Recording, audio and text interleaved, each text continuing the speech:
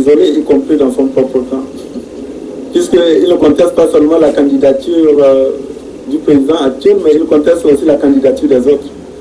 Donc, il continue dans une aventure solitaire. Il faut le laisser, il est en perdition. Merci.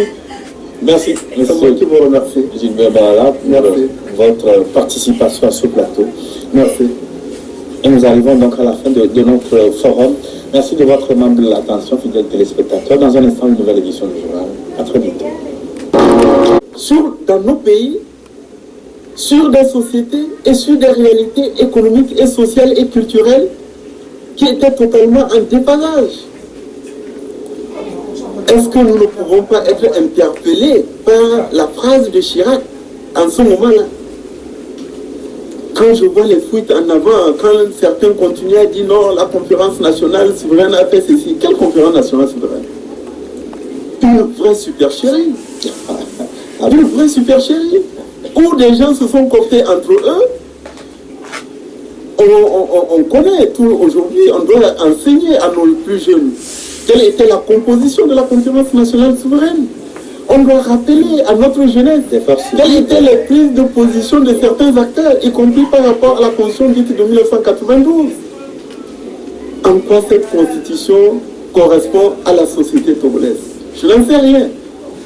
Je n'en sais rien. Je dis tout simplement qu'il y a eu un déficit de débat, non pas de débat entre une élite, mais de débat qui aille jusqu'au village, pour que nous puissions forger des modèles d'organisation et de fonctionnement des institutions qui correspondent à nos réalités et qui correspondent aux sociétés, y compris sur le plan culturel et autres. Je suis sûr de la pertinence de votre diagnostic, parce que ce travail n'a pas été toujours fait.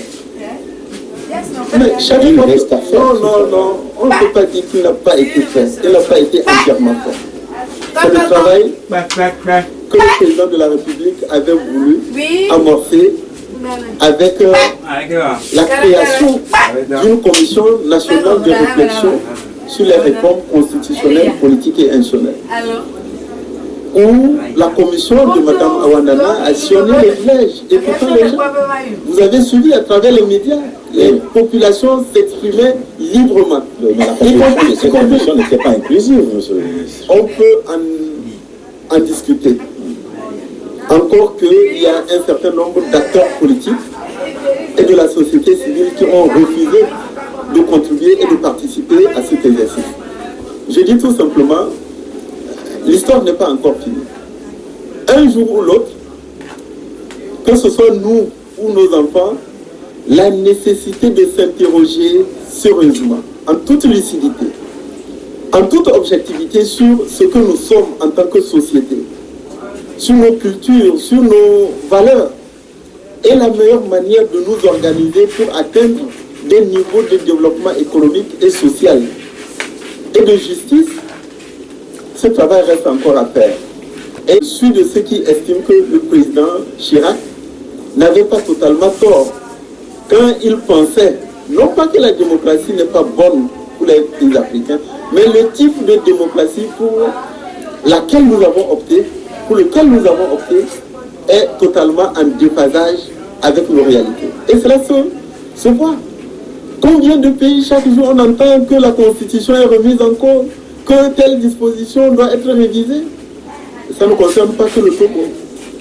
Ça doit nous amener, ça doit nous interpeller et nous amener à nous interroger. Oui, mais ça peut être une instrumentalisation aussi. Ça peut. Moi, j'ai suivi une déclaration du président canadien qui dit que la révision de sa constitution a été inspirée. C'est à la société de mettre des garde-fous pour que ce travail soit un travail d'intérêt national. Peut-être c'est le bon côté que vous avez retenu de M. Chirac. Beaucoup pensent qu'il a été, on va dire, un des chantres de ce qu'on a appelé la France-Afrique, cette relation paternaliste entre l'ancienne... Vous savez, il y a des mots que parfois les journalistes ou certains milieux ont inventés pour nous endormir. Moi, je ne vois pas en quoi la gouvernance du Togo a quoi que ce soit à voir avec ce que un chef d'État étranger, fût-il le président français, voudrait ou imposerait. Vous savez, il faut même être cohérent. Je vois certains de vos collègues journalistes qui sont habitués. Pendant les moments de crise, ils nous annonçaient chaque jour des mesures, des sanctions ou même des mesures militaires de la part du Nigeria. Le président nigérien serait hostile au président togolais.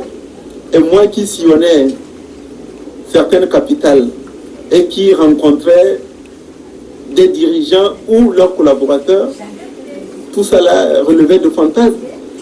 Ces derniers temps, on dit, ah non, le président Macron, il ne voudrait pas voir le président fort. Je peux vous dire que ça, il n'y a rien de tel. Les relations sont excellentes entre le Togo et la France. Au niveau approprié, on entretient des relations pratiquement soutenues. Le ministre des Affaires étrangères était reçu par son homologue et par votre service à Paris il n'y a pas longtemps. Moi-même, la semaine dernière, j'étais reçu à Paris. Tous les problèmes qui méritent d'être discutés sont discutés au niveau approprié. Lorsque le président de la République décide d'effectuer une visite officielle ou une visite d'État dans un pays étranger, il va parce qu'il y a des objectifs et un but à atteindre. Il n'est pas celui qui court des capitales occidentales pour serrer la main, pour que les journalistes puissent... Non, ce n'est pas de sa personne. Il se dédie et se dévoue davantage aux Togolais. Et lorsqu'il se déplace, il faut que cela réponde et corresponde à des objectifs qu'il peut dire aux Togolais. Non pas parce que quelques journalistes en manque de sensations écrivent n'importe quoi. Mais est-ce que la caution de la France a été nécessaire pour votre élection? Quand je dis votre, c'est le gouvernement, le président de la République à la tête du Togo et votre maintien? Non. Le président Faure est président du Togo parce que les Togolais l'ont voulu, parce que les Togolais l'ont élu. Il n'a jamais eu besoin de la caution de qui que ce soit, en dehors des Togolais. Et il fait confiance aux Togolais. Et que pensez-vous de ce que certains disent? Je l'ai dit d'autant plus facilement que connaissant cette communauté internationale, parce que j'en suis plus ou moins une émanation. J'ai été aux Nations Unies, je connais les relations interétatiques. Voilà, je ne vois pas en quoi un chef d'État étranger devrait décider du sort d'un pays africain, fut-il le Togo. Oui, mais moi j'ai quelques exemples. J'ai un ancien ministre togolais qui a dit qu'il a été débarqué du gouvernement sous l'instruction de notre président. Il a dit publiquement. J'ai entendu aussi le président Bakou. Et vous prenez celui qui l'a dit au sérieux. Si c'est la personne à laquelle vous faites référence avait du respect pour le chef de l'État togolais, il saurait qu'il n'agit jamais en fonction des desiderata de quelque autre chef d'État étranger que ce soit. Ça n'a jamais été le cas et ce ne sera jamais le cas.